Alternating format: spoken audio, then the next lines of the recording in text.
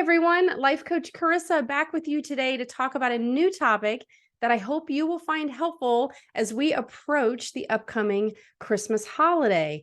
I have been away for a while. I was traveling over Thanksgiving to my father's home in South Carolina. He had recently passed away. And so my family and I went there to take care of some things. And I ended up coming down with this respiratory infection when I returned. And that caused me to slow down a bit. And then I lost my voice to where I couldn't even record these videos as I normally would. But I am feeling so much better now, and I am excited to be back with you today. I was thinking life sure does not stop, does it? When things happen, we get sick, life just keeps on a rolling.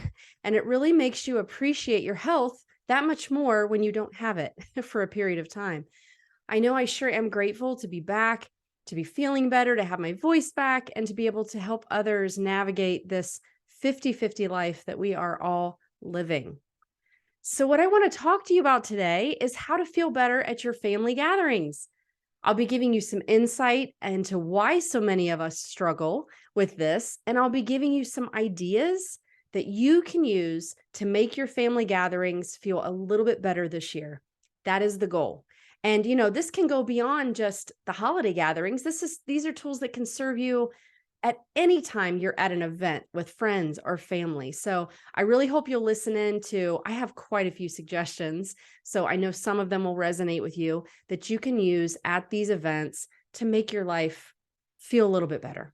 And I think what happens is we have, this excitement and joy to get together at these events, but then we also have this underlying dread sometimes, right? And so it's like, I can just feel the anxiety and the dread building as these events come, to be. And it's like, it doesn't need to be this way. It really, really doesn't. So, as I've been working with clients over the past month, I was kind of noticing a little bit of a common theme, that's come up with handling conflict with family and friends at family gatherings that were happening this time of year. And, I think some of us are coming off of Thanksgiving, and maybe we have a little bit of a foretaste of kind of what's happening, inside the family dynamic. And then we have Christmas coming up. And again, we can start to build this feeling of dread about getting together again. And so I really want to give you some tools that you can put into action and really feel some relief from it. That is the goal. So it really got me to thinking as I've been listening to clients, and I thought, why is it sometimes so hard to enjoy the holidays around certain family members? And, I think many of us have been at this point at some time in our life. We felt the discomfort in some way and would really like to remove this from our lives if at all possible. But I don't think we realize that it all is under our control. We think it's something happening to us or outside of our control, but we are in charge of our own thoughts and feelings, the actions we take, and ultimately the results that we get. We have so much more control than our primitive brain would have us believe.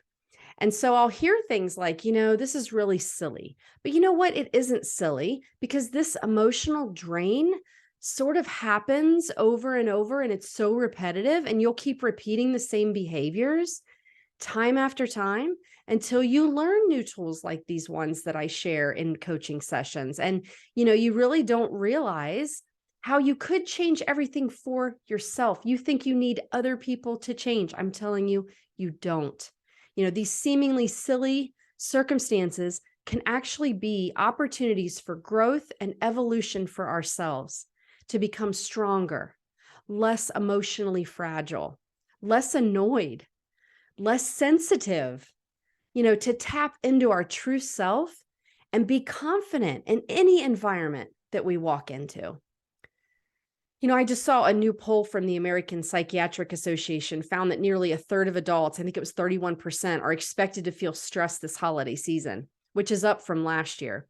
And I don't think that there's anything silly about these family gatherings that stress us out, because that stress is what undermines the quality of our health and wellness, which is so important to living not just a long life, but a long, healthy life that's full of good, good things for you and for your well-being. So, let's start with, why would we begin to feel uncomfortable leading up to and during these family gatherings? It certainly could be a lot of different reasons, some very specific to your family dynamic, but here are some of the most underlying, common underlying reasons why we can start to build this dread or anxiety leading up to these gatherings. So, uncomfortable surroundings. We are most comfortable in our own environment. Especially after COVID, we have spent so much time in our own homes, and that's our comfortable little bubble, right? So understand that when you are getting outside of your comfort zone, your uncomfortable surroundings, it's going to make a little bit of that uneasy emotion come up for you. Another is unfamiliar routines. The holidays can bring about changes to what we normally do. We may have, a list of things added to our to-do list, and we'll need to plan out timelines and places of where to be, and we need to coordinate this. So we're really kind of changing up our routine a little bit from what we do day in and day out. We may have disagreeable family members. We all probably have experienced this. We may not have the same views, beliefs, the same upbringing, the same life experiences. And sometimes, when we are unsettled in our own emotional being, we look for ways to let that out. And often it can be arguing or nitpicking with a family member.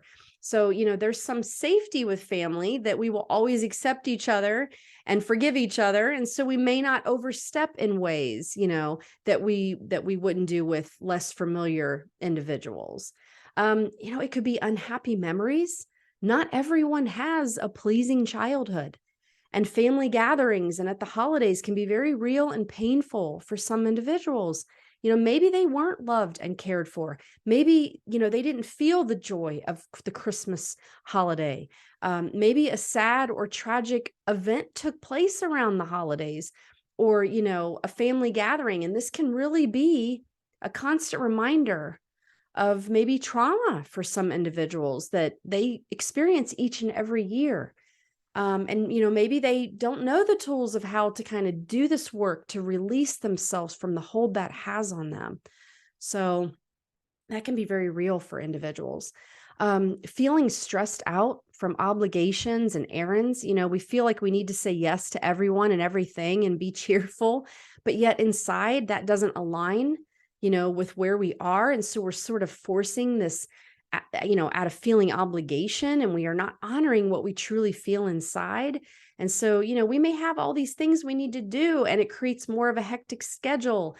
And for, those that have a long list of individuals to buy for, this can create a lot of stress with deadlines and, going out into the holiday traffic that always increases around that time of year. Another, family tradition.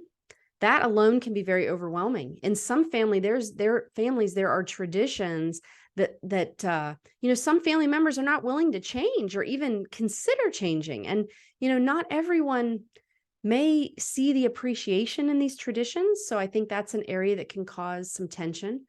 A big one, financial stress. If you're struggling to make ends meet day to day, and then this expectation comes with the holidays to be giving and charitable, that can really cause stress on ourselves. If we want to give, but we don't have the means, we feel pulled in making decisions that can have like longer term effects on our financial situation. So that's a very, very real thing.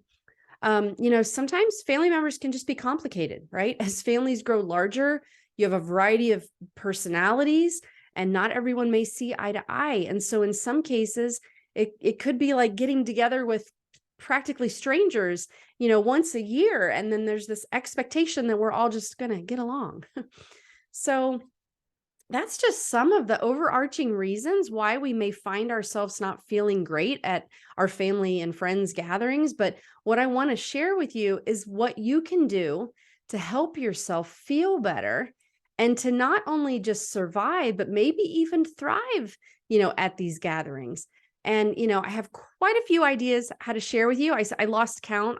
I have quite a few, some overlap a bit, but I hope these ideas will give you some things to think about so that you can realize how much control you have over your emotions and how you feel when you are gathered with family and friends. And so the first one is to watch the storytelling. Our brains love a good story. And sometimes the more negative, the better, right? It's the way we're made. There's nothing wrong with you. We all have this primitive brain that wants to keep us safe and free from danger. And so it's constantly scanning for anything that it can view as a threat. We're all built this way. We spend the majority of our time with our primitive brain. So our brain will build up this script and this story of what this family gathering may be like. And the majority of the time, the reality of life will not match the story. And so immediately your primitive brain is pointing out what isn't going right, what isn't good enough. And it will, linger with, you with these feelings of being let down. And so I caution you to manage your expectations. If you know that you have a strained relationship with a family member or a group of family, don't build up this story that everyone will be on their best behavior this time and it's all going to be great. I'm not suggesting that you be a negative person and think the worst. I'm suggesting that you just watch the storytelling that your brain can run away with. Stay grounded in what your reality is and align your expectations with that. For example, if I had a family member that really struggles to be joyful at Christmas time, and I've encountered this year after year, it would not be helpful for me to build these visions in my head of that individual acting differently this year. I'd be better served acknowledging what is their reality and only focus on what I can control. I cannot change someone else's experience for them. It's not fair to try to do that. They have to do it for themselves. By giving them space to be as they are, I let go of this energy to control them and the environment, around them. So when we have a story, we're going to work to try to make that come true. We don't just live in the moment of experiencing things as they're unfolding. And so this is where the 50-50 concept that I've talked about, if you haven't seen that video, check it out, but it can really come in handy because I remind myself that this holiday gathering is going to be 50-50, and I'm okay with that.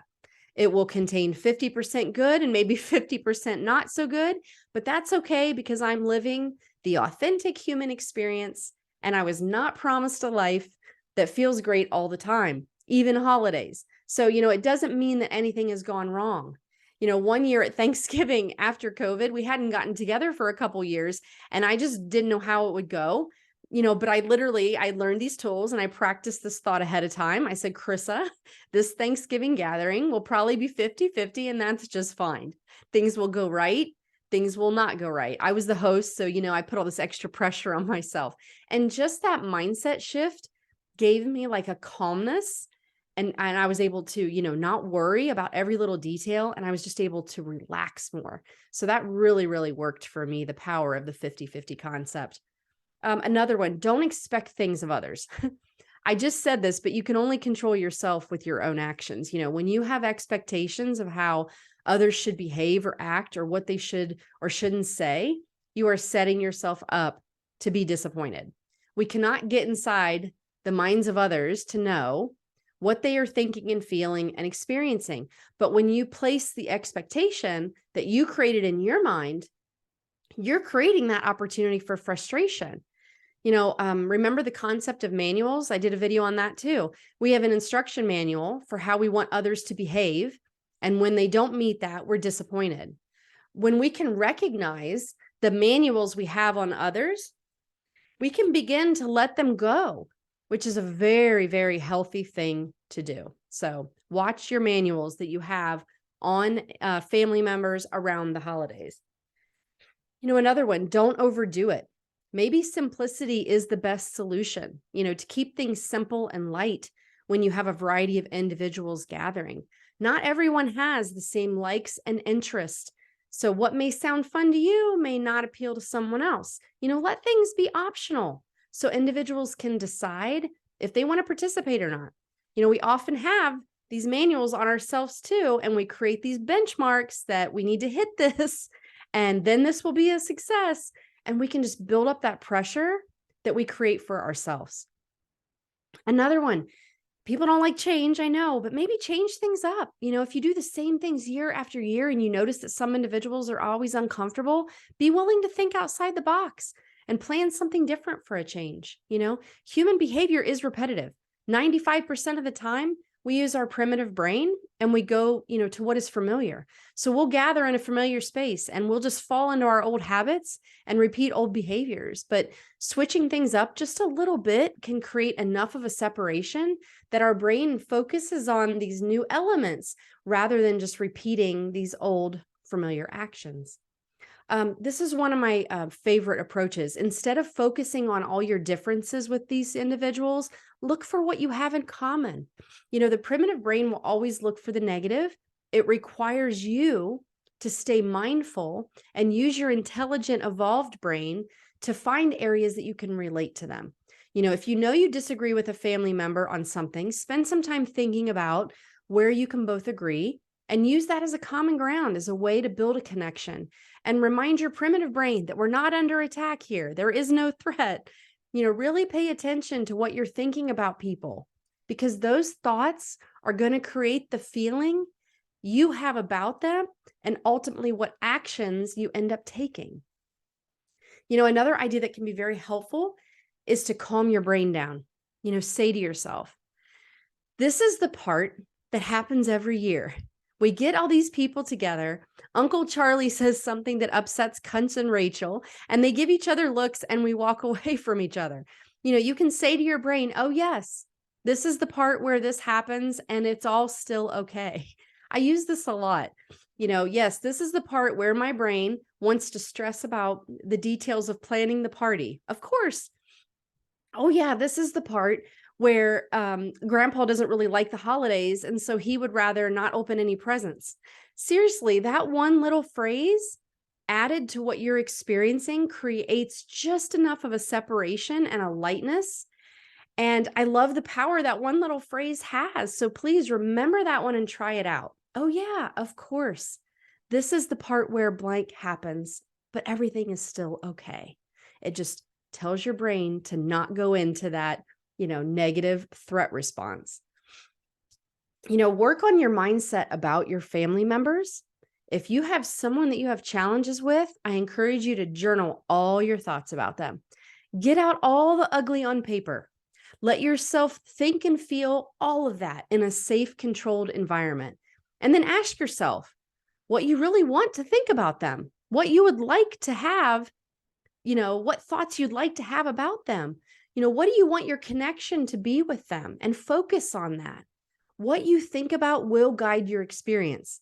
What you're thinking about is going to create the emotions you have towards them and ultimately your ability to experience the fullness of this moment, of this gathering. Having positive thoughts about them will help you connect to them. Another one, gratitude. It's such a helpful approach. Be grateful that you even have a family to gather with. Can you truly try to imagine not having that? There are people out there in that situation. We take it for granted every day. Think about what you appreciate about these family members. Even just having them, there is always something to find. If you ask your brain good questions, it will work to give you a good answer. What do I love and appreciate about Uncle Charlie? What do I know about him that I can have compassion and understanding for? Your primitive brain is always scanning for danger and threats, so it will not go to this place on its own. You have to intentionally think this and create it for yourself. Gratitude is always something that grounds me every single time. It is so useful. Another approach is I have compassion for others. I often wonder what's happening inside their brain. I remind myself that it's not about me. We always think everything is about us. It's not. There is something that they are thinking and feeling that's causing them to act the way that they are. So I try to find compassion rather than judgment. And that's been very helpful. Remind yourself when you're in a difficult encounter with someone, I suggest that you have 3 options. This is what I suggest to a lot of my clients. 1, ignore the comments. Your primitive brain wants you to think that you have to act, you have to respond, and this means war when you get defensive, but you get to decide that. Don't let your primitive brain drive you around and have you taking actions that you really, really don't want to do. Number 2, you can change the subject. Switch the topic to another direction just to diffuse where things were heading. It's not a win or lose, right? It's not about the winners and the losers of this conversation. It's about what is the true result of what you want. And if it's not turning into a big family argument, switch that topic, change that course of the direction, right? And lastly, 3, find the humor.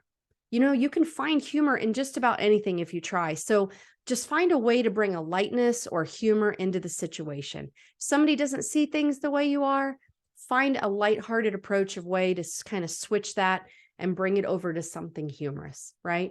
There's always just generalized statements you can make like, gosh, I guess we don't agree on everything. As simple as that. Just diffuse it, move on, right? Everyone can feel the release from that tension that's mounting. Okay, so I promise we're heading near the end. This is a very powerful tool. You've hopefully heard me talk about the model before. If not, go back and check out the video I have on the model tool. You can use this to go after any results that you want. So for example, I'd start at the bottom. I don't know if you remember CTFAR, circumstances, thoughts, feelings, actions, results. I start at the bottom and I ask myself, what is the result I want to have at this gathering? What is my result? What do I want it to be? And maybe my result is I enjoyed the family kids Christmas gathering. And I would then ask myself, get very detailed. What kind of actions am I going to have to take that will make my result be I enjoyed the family Christmas gathering? And so I would list all the specific actions that I would take. And I would, list them all, very detailed. Smile, I'll laugh. I'll not get upset by individuals' words. I'll not read into things. I will ask others about what's going on in their life. I'll get curious about what everyone's up to. All the things I would do to enjoy myself, I'll ask, I'll list those things. And it's kind of like an action step for me. It's like an action list. These are the actions I'm going to take at this family gathering. And then once I have that list of all of those actions, I'll ask myself, what am I going to need to be feeling to be able to take all these actions that I've listed? What actual physical energy in my body, because we've talked about how feelings are just a vibration, a physical vibration in your body that you create. So I'll ask myself, what am I going to need to be feeling to be able to take all these actions, to be able to do all those action steps that I've listed? Maybe it's gratitude. Maybe it's joy. I will tap into what that emotion feels like for me. I'll really start to feel it, right? How do I feel joy? How do I feel gratitude? And the secret is I ask myself, what thoughts am I going to have to practice thinking that create that energy and emotion in me? So if I want to feel gratitude, I'm going to think about what thoughts can I be thinking that create the literal physical feeling of gratitude in me? And then I practice that thought. I may have a couple of them that I anchor myself to. I'll literally repeat it to myself the days leading up to this gathering. I will repeat that thought in my head. I train my brain and I direct it where I want it to go. Please do not underestimate this tool of the model as a way of going after the results you want. It is so powerful to go after what you want more of in your life. And you can literally use this tool in any scenario, any situation. It's beautiful. Lastly, have a calm down kit or a peaceful protocol. Tell yourself ahead of time, if I feel strong negative emotion coming up, I'm going to step away and I'm going to take 8 deep breaths. When I'm feeling negative emotions, I will think this one thought that grounds me. Maybe my thought is, I'm grateful to have a family to spend time with. And so when I feel a negative emotion coming up, I will go grab that thought, or I will go take 8 deep breaths. That's like my peaceful protocol, my calm down kit. Just have 1 or 2 things that you've thought about ahead of time. And it can just be enough to calm your primitive brain down and prevent you from going down that rabbit hole of negative emotion and then ultimately, spiraling and regretting your actions later. So have a plan, right? I think that's it. Oh my gosh. I hope you got them all. I hope this has been helpful for you. As we're approaching the holiday season, I hope you'll remember some of these tools and tips and you will implement them in your life. Literally think about right now what gatherings you have coming up and pay attention to what you're thinking about them or the people that will be there. Think about that right now. Which of these approaches, which ones could help you? Which ones could possibly bring you relief? And create that plan, right? So remember, stressful holidays, stressful holiday situations, they are a choice. Just because something has been this way for so long does not mean that you have to continue the same thoughts and behaviors. You have 100% control. You can manage your mind and create a different experience for yourself, no matter what anyone else does in your presence. They can say and do whatever they want. I know it sounds like too good to be true, but I'm telling you, this works. Stop giving everyone else a piece of your emotional peace. No one can take that piece away from you without your allowing it. You give it to them. It's like you hand your emotional piece over to them. We need to stop doing that. We need to take responsibility for ourselves. Let people misbehave. Let them say what they want to say. It doesn't mean that you have to engage. You can protect your peace. All right. I hope that you all have a very peaceful holiday season as we approach the Christmas holiday. Whatever your beliefs are, whatever you celebrate, do it with intention. Spend a little bit of time working on yourselves. I promise you, the rewards and the benefits will be worth it because it will improve your underlying mental health, which is what we all need more of today. All right, everybody. Thank you for listening. I'm so grateful for my followers and the feedback that you share with me. If you haven't already, please subscribe to my channel. You get a little notification when new videos are released. And if you like the content that I'm sharing, please let me know by subscribing, liking, and sharing. Thank you guys so much. I'm so glad my nose didn't run more than it did in that video. It could have been a lot worse. All right, everybody, have a great day, and I will see you next time.